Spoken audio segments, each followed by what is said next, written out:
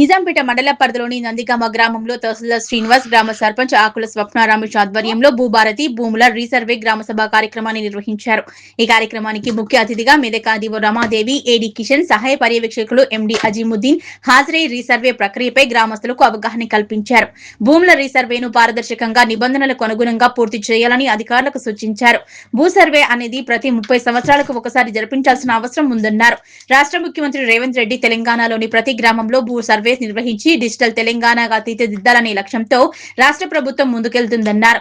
భూ సమస్యలు ఉన్నటువంటి రైతులు వారి సమస్యలను అధికారులకు వివరించగా భూ సర్వే కార్యక్రమంలో మీ సమస్యలు పరిష్కారం అవుతాయని, ఈ చక్కటి అవకాశాన్ని ప్రజలు సద్వినియోగం చేసుకోవాలన్నారు. అలాగే గ్రామంలో ఎస్ఐఆర్ ప్రక్రియ 100% పూర్తి చేసినందున బిఎల్ఓలను శాలువాతో సన్మానించారు. ఈ కార్యక్రమంలో డిప్యూటీ తహసీల్దార్ రమేశ్రీ, ఆర్ఐ ప్రీతి, ఉప సర్పంచ్ అంజిరెడ్డి, గ్రామ రైతులు, గ్రామస్తులు పాల్గొన్నారు. చట్టం అనేది మనకు 2025 ఏప్రిల్ నెలలో అంబేద్కర్ జయంతి రోజున చట్టం మనకు అమల్లోకి వచ్చింది.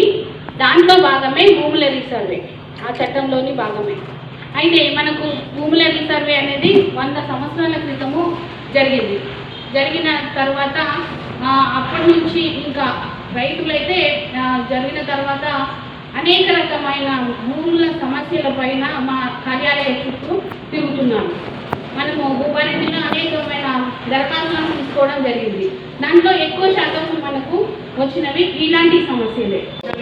జరుగుతున్న సర్వే విషయాలే మరి ఆడియో గారు ప్రస్తావన చేయడం జరిగింది. యాక్చువల్గా మీకున్న ప్రాబ్లమ్స్ మీరు చెప్పారు, ఆ సమాధానం మీకు అందరికి అర్థమైందని మీరు అనుకుంటారా?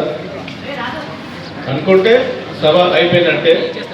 ఇప్పుడు నేను చెప్పేది ఏంటంటే, సర్వే అనేది ఎందుకు తీసుకొచ్చారనేది ఒకసారి అందరూ రైతులు ఒకసారి ఆలోచన చేయాలి.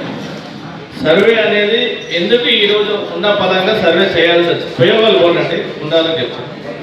సర్వే యొక్క కాన్సెప్ట్ ఏంటంటే, ఇక్కడ బిఎల్ఓస్ ఉన్నారు అందరు, వాళ్ళు ఎవ్రీ 10 years ఒకసారి జనాభా సెన్సెస్ అనేది జరుగుతుంది. రైట్? జనాభా సెన్సెస్ ఎందుకు జరుగుతుంది? ఆ గ్రామంలో ఉన్న జనాలు ఎంతమంది పుట్టారు, ఎంతమంది చనిపోయారు, ఎంతమంది ఉన్నారు, ఎంతమంది లేరని లెక్క కట్టడానికి జనాభా సర్వే జరుగుతుంది. అదేవిధంగా ఎవ్రీ 30 సంవత్సరాలకు ఒకసారి సర్వే అనేది ల్యాండ్ సెన్సెస్ అనేది జరగాలి. 100 సంవత్సరాలు అయింది మీ గ్రామం సర్వే, 102 సంవత్సరాలు అయింది. 102 సంవత్సరాల క్రితం నిజాం సంస్థానంలో మీకు ఇచ్చిన సర్వే నంబర్లు, ఆ రోజు మీ పూర్వీకులు కాస్తులో ఉన్న దాని ప్రకారం సర్వే నంబర్లు ఇచ్చారు. ఆ సర్వే నంబర్ల ఆధారంగానే మీ భూములు ఉన్నాయనేది ఒకసారి మీరు గ్రహించాలి. వాటి ఆధారంగానే అందులో ఉన్న 2 కొడుకులు ఉంటే 2, 3 కొడుకులు ఉంటారు, వారి పిల్లలు అదే నంబర్లు బై నంబర్లుగా వస్తున్నాయి. ఆ నంబర్లకు క్లారిటీ లేదు. క్లారిటీ లేదంటే మోకం మీద ఉండొచ్చు, ఉండకపోవచ్చు. మీరు అడిగిన ప్రశ్నలన్నీ కూడా ఒక 24 సమస్యల ప్రశ్నలు అడిగారు. ఆ సమాధానాలు మీకు మేడం గారు చెప్పింది. కానీ ఈరోజు భూ సమస్యలు అనేది 124 సమస్యలతో భూమి కొట్టుమిట్టాడుతుంది. ఈ సమస్యలు ఎట్లా ఉత్పన్నమైనాయో ఒకసారి అందరూ గ్రహించాలి. మోక ఉంటుంది, టైటిల్ ఉంటుంది, ఈ 2 ఉంటాయి. రికార్డులకు ఆన్లైన్లో ఉంటుంది, ఆన్లైన్లో ఉంటారు, డిజిటల్ ఉంటుంది. ఈ సకల సమస్యల పరిష్కారం ఎట్లా అని రీసర్వే కార్యక్రమాన్ని చేపట్టారు.